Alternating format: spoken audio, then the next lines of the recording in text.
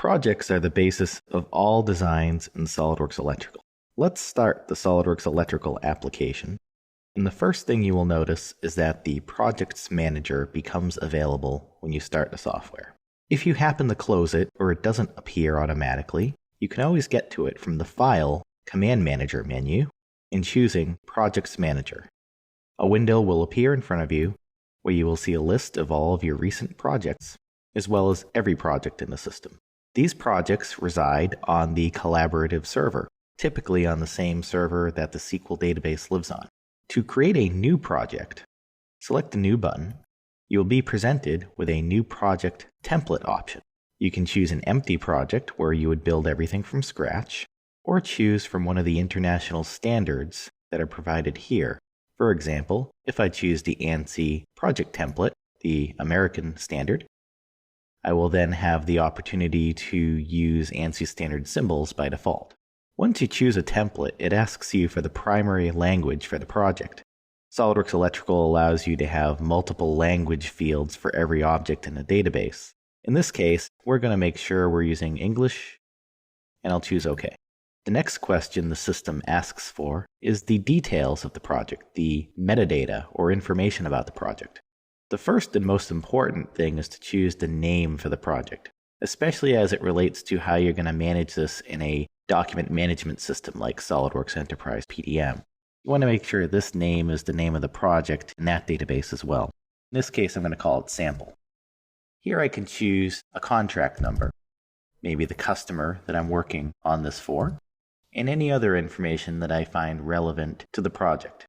This information will then be populated in your title blocks and also available in the Filters menu here in the Projects Manager to search for projects.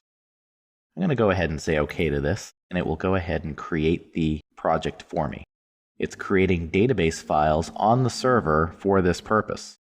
Once the database files are created, it will then provide us with the SOLIDWORKS Electrical interface.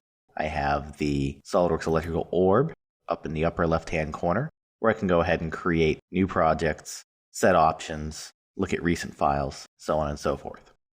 Tabs are available for multiple options throughout the software. You also have a document browser tree.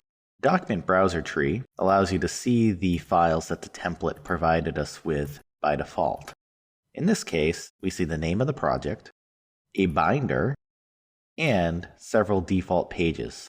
One for the cover page, a table for the drawings list, a single line diagram, and power and control schematics, multi-line schematics. These templates can be set to have any default pages that you wish to have. We also see a component browser tree here as well. The name of the project is here, and a default location called Main Electrical Closet provided for us. Once again, these can be set as defaults as well. Let's go ahead and choose the power schematic.